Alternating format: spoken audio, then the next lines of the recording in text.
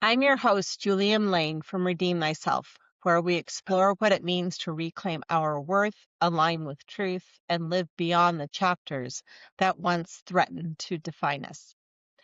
Today, I'm honored to welcome Emma White, author of It's Not Okay, But It Will Be, the founder and president of the Life is Worth It organization.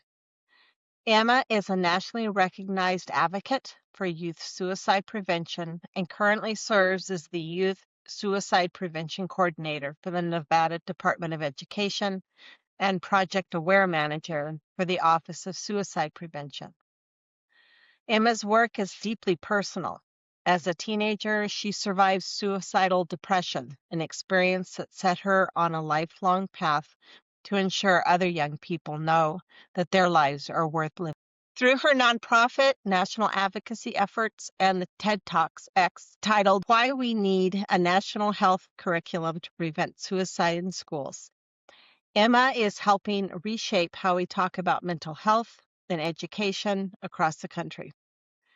Today's conversation centers on hope, the kind of hope that doesn't deny pain, but walks through it with courage. Emma, welcome. Thank you for being here. Thank you so much for having me. I appreciate it. Absolutely. This is a real tender topic, but an essential one. You've talked about or you shared shared that surviving suicidal depression as a teenager changed the trajectory of your life. How did that experience shape the mission you carry now? Well, I think in life we all go through things, some things that are great, other things that aren't so great. And then we're able to reflect on that as time goes, as we heal. Potentially, it's a lifelong journey of healing and potentially grieving things. But it really set me on a path of being a more empathetic person, really thinking about what I could do with my story to help other people. And when I was going through it as a teenager, I really didn't know how big of an issue suicide was and still is. And I didn't know about the resources. I didn't know about depression and anxiety and how common those things are just because we didn't learn about it. So it really set me on this path to try to change and fill in those gaps of education that people may or may not have. And I do think that it has gotten better, especially after the pandemic. I think people are more open to talking about mental health, but there's still so much stigma involved with getting help for anything in life. And I really want people to recognize that you're human. You're not perfect. You're going to go through things that you didn't really want to go through or didn't expect to go through, but we can still come out of it the other side and we can survive, and that life is worth living despite all of the challenges that might happen. No, absolutely. Um, I think it took me a long time to be able to help the shame dissolve so that I'm okay telling my story now. And of course, I've got it out there on the World Wide Web, but it really took a long time. Growing up as a teenager, I thought everyone else's life was perfect and there was something Mhm. wrong with, and that's why my life wasn't perfect. So absolutely. Your book, It's Not Okay, But It Will Be. The title holds both honesty and hope. What does that phrase mean to you today? Well, I remember I was writing the book, and honestly, I didn't know what to name it because there's a lot of pressure that rides on putting a name to a book or a program or a website. We really think hard about what it should be. And as I ended kind of writing the book and going through the editing process, it was during the beginning of the pandemic. And this phrase started to come out on social media and on TV that it's okay to not be okay. And that phrase is still widely used today. And I really think we can credit that phrase with reducing that stigma in that we're not always going to be okay. But as I finalized the book, I kind of started to think, is that all there is to life? Is to not be okay?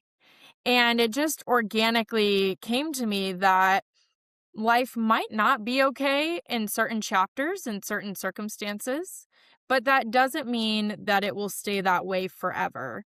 And organically, it just came to me that it's not okay, but one day it will be. And one time in my life, it will be. And hopefully more than okay. Hopefully it's worth thriving and feeling really great. So that's why I titled it that. It honestly just came organically to me. I didn't really do a lot of research in it, but it holds so much meaning to my life. And I know to others through a lot of the conversations that I have, where we certainly want to survive and get through the difficult things in our life, but then ultimately we want to learn how to thrive. And that's what I think the title means to me and to other people. And to this day, I still love it. No, isn't that it's just so cool, I think, when suddenly something just pops into your thought and it's like, wow, I think I'll go that direction. I was thinking too about having raised two daughters who are now in their 30s, but I sometimes wonder, when children get upset, we say it's okay, as if almost to suppress or negate what they're feeling at the moment. And I think the phrase, it will be okay, is a far better one for us to use. What do you think? What are your thoughts on that? I love that. I love what you just said because I think in society, there is this kind of thought process of let's mask the emotions, let's mask our feelings about things. The reality is, when we go through unpleasant things, it's really not normal for us to be happy about it. So I think it's kind of changing that thought process of, you know what, let's just name it right now and say that this is not okay. This does not make us feel good. This is not what we wanted to happen.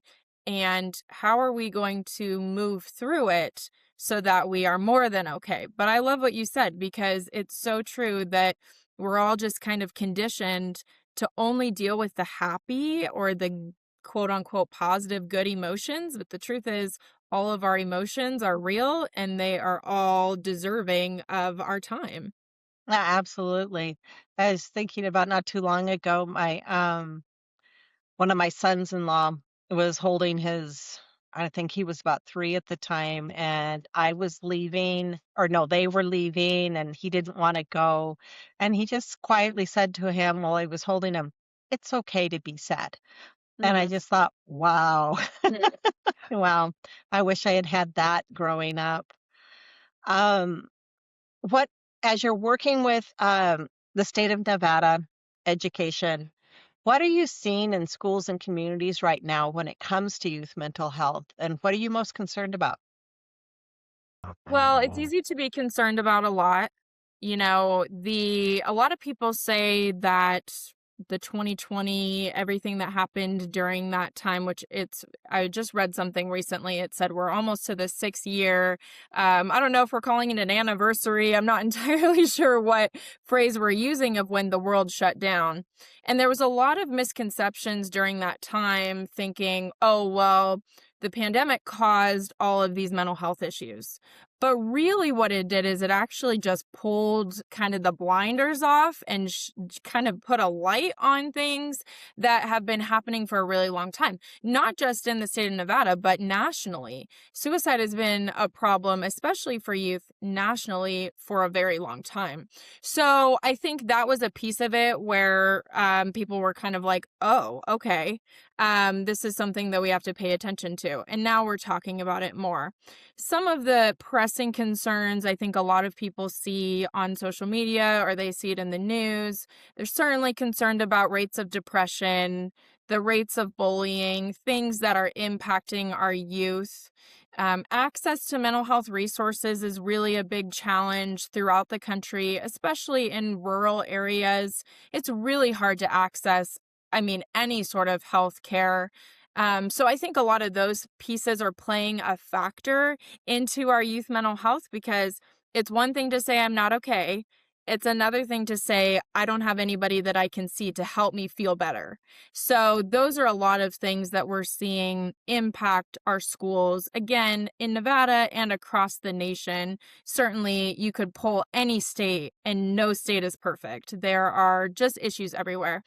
The other thing, especially for parents, are very concerned about the internet and social media and the impact on youth well-being. It's just something that I don't think we were very prepared for when Instagram and TikTok and Snapchat, all of these things kind of were put out there, and not really any guidance on how to use it safely and the impacts on our mental health. So now we're starting to see some digital toolkits come out to help parents and families guide their kids who are on social media in a safe way. TikTok has a teenage account actually that helps protect them from seeing certain things. Unfortunately, it's taken a lot of lawsuits and complaints to come with that, but I think those are a lot of the things that people are concerned about is the bullying piece, the social media and the internet, and then the access to healthcare is really challenging, I think, right now for a lot of people. Yeah, absolutely. I remember when my girls were young, I don't know if you're old enough, but when MySpace first came out Yeah. and they were determined to have Yeah. MySpace accounts, and I would say, absolutely not. And watching them now as mothers and not wanting, people out in the public taking pictures of their children and so on and so forth. They're so consciously aware of it and understand where I was at that point in raising them. Mhm. Mhm. Emma, when we talk about suicide prevention, many think about only the crisis response piece. So, what does that true prevention look like from your perspective? Really great question. Prevention is a spectrum, and it can get a little confusing for folks that aren't eat, sleep, and breathe this work, right? It can be like, oh my gosh, what does that mean? Suicide prevention, really, there's a lot of factors that go into it. As I mentioned before, having some of those social determinants of health that are kind of leading to those pain points, because suicide is not really about wanting to die, it's about wanting to end pain, and many people have probably heard that sentence before. But pain comes in a lot of different forms, and I can't decide what causes pain for somebody else. Oftentimes we hear people say, oh, that's what you're concerned about, or that's what you're depressed about. Gosh, I have it way worse. Well, that's really kind of an unfair statement because every single person experiences pain in different ways. So people could be in pain mentally, physically, socially, financially. There's so many different ways that people feel pain. So that's one piece of it, is addressing the root causes that can lead to thoughts of suicide, is making sure that people have access to services, to care, to food, housing, right? All of these life things that we need to survive. As we move along the spectrum of suicide prevention, and as people develop thoughts of suicide, it really means having somebody to recognize the signs and be able to ask in a kind, caring, direct way if suicide is on the table. And for a really long time, society, healthcare professions kind of said, hey, if you ask someone about suicide, you're going to make them do it. And that was a really harmful thought process that was kind of pushed through society, even to the point where clinical folks in the 80s and 90s were trained to not ask directly about suicide because they were afraid that that person would actually go do it. Now, our research shows us that that's not true. We're not that powerful as human beings. We can't ask a question and make somebody do that thing. And so some of it, as part of the kind of suicide prevention spectrum, is removing those barriers, removing that stigma, and being able to ask about suicide. And then being able to connect somebody to care. There are several national resources that are 24/7, 365, so they're always open that we can connect people to. 988 being one of them, the Suicide and Crisis Lifeline. It is staffed with crisis counselors. So even if somebody's not experiencing thoughts of suicide, they're experiencing depression, anxiety, loneliness is a big thing right now. They can connect to that line, they can call it, text it, chat with it online, and not feel so alone and get connected to services. There's also crisis text lines. There are domestic violence lines depending on what people are experiencing. So, a lot of different resources that people can tap into. It can be scary to call or to text. So, being a kind, caring person and asking that, asking your friend, asking your family member, asking your child if they are having thoughts of suicide, and then maybe you call the line together and maybe you're there to support them through that difficult time because it can be very scary to say, I need help. So there's a lot that goes into that space. And then as we get a little higher level is looking at supporting people after they've lost somebody to suicide so that we can prevent a suicide contagion. I mean, there's so many things that go into the spectrum. I'm sure I could talk about it all day long. But really, the biggest piece is making sure that people feel like they're not alone in their times of distress, making sure that we can connect them to resources, and then also addressing some of those social determinants. Does somebody have housing? Do they have access to food and water? It sounds so simple and basic, but sometimes it really is just that. You mentioned something about people really still feeling lonely. I'm curious your take. Is that loneliness in part because so many are so glued to screen time and that the lack of communication and relationship development away from the screen is that one of the reasons why we're seeing such an increase in loneliness? I certainly think it's a part of it. The internet is running our world. I think about just my day to day. I can't send an email without the internet. I can't usually call somebody, without some sort of access to a network. And without realizing it, all of a sudden, I'm 10, 12 hours a day staring at a computer. And that becomes normalized. And I certainly think that's a piece of it. Also, I think we're not understanding how to connect with each other and that connection piece between age differences, right? My grandparents' age versus my young cousin's age, what they're interested in is completely different. How do they find somewhere in the middle to talk and connect with each other? So, certainly, I would say a lot of it is how social media, how the internet has changed our ability to work, to think. ChatGPT, artificial intelligence, making our world so much easier in a lot of different ways, but then also we become very reliant on things being at a snap of a button, right? And when it's not, we don't get the information or the connection with people as soon as we do online, then I think it starts to become a really big problem. There's pros and cons with both, but I think there's a lot of things that play into that social isolation. Um, who's to say if there's anything that's 100% to blame? But I think as a society, we need to find ways to connect with each other, even when it seems scary. And there's just been a lot of change over the last few years. So and I don't know if this is because of the time I grew up in or I was just naive, which I know I was naive. I don't remember anyone ever talking about suicide growing up.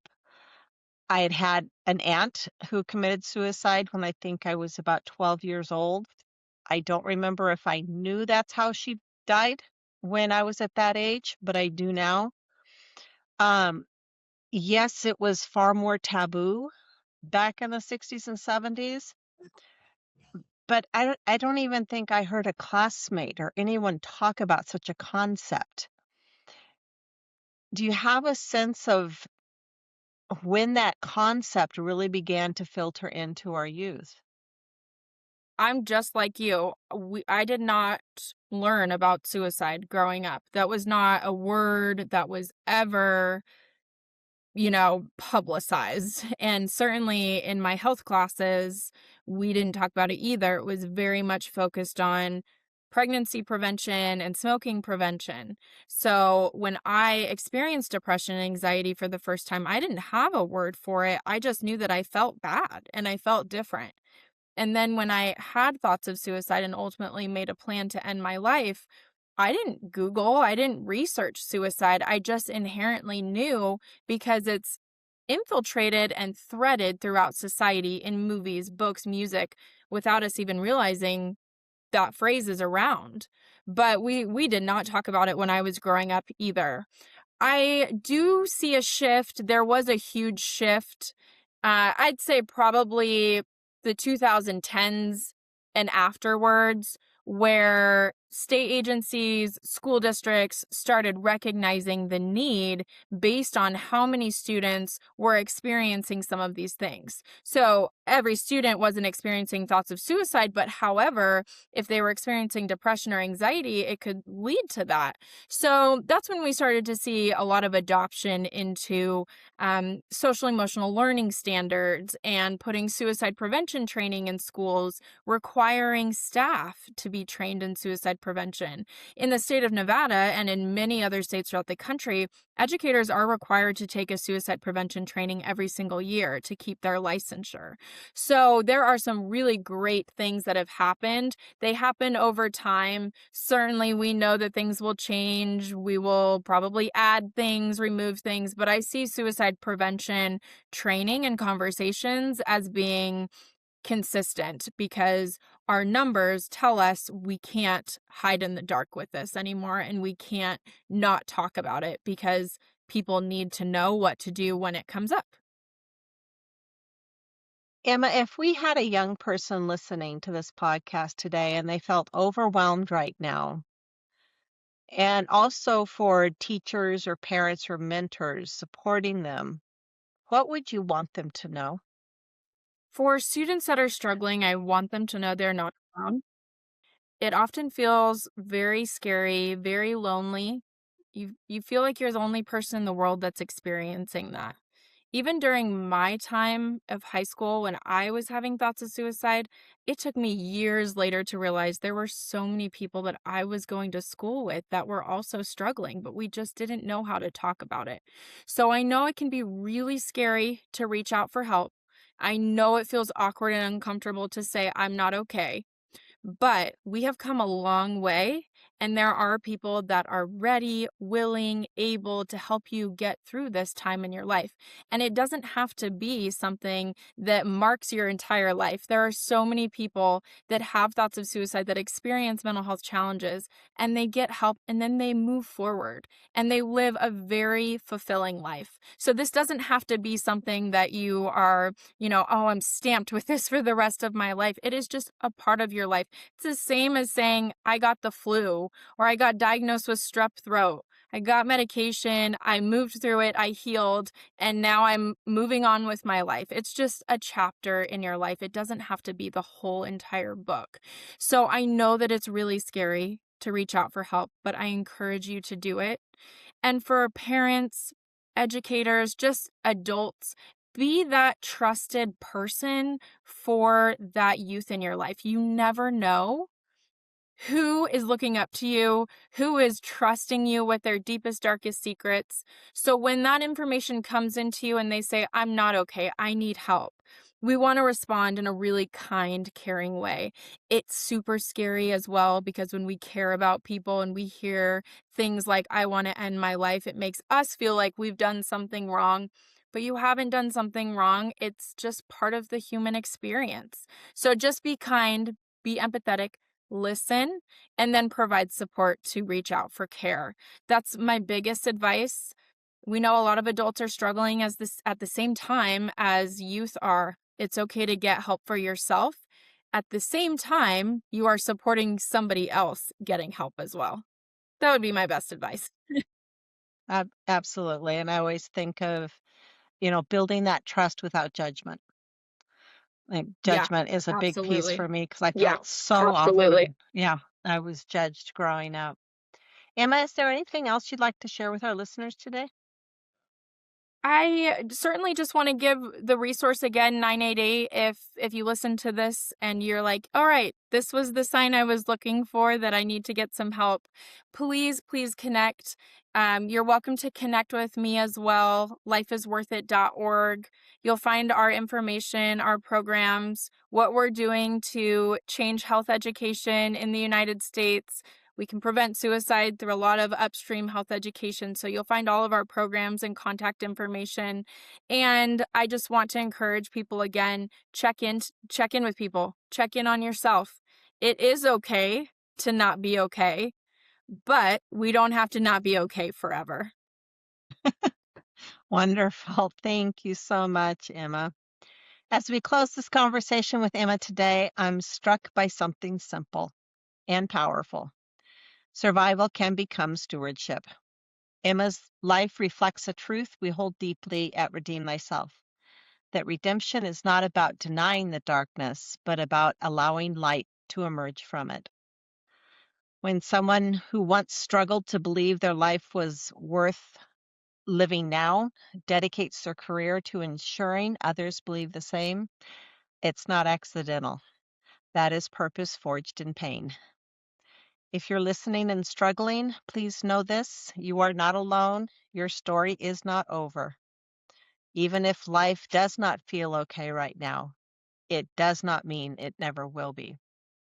Emma, thank you for your courage, your advocacy, and the work you are doing to protect and empower the next generation.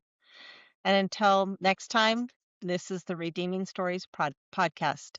May you continue choosing hope, speaking truth, and remembering that your life is worth living.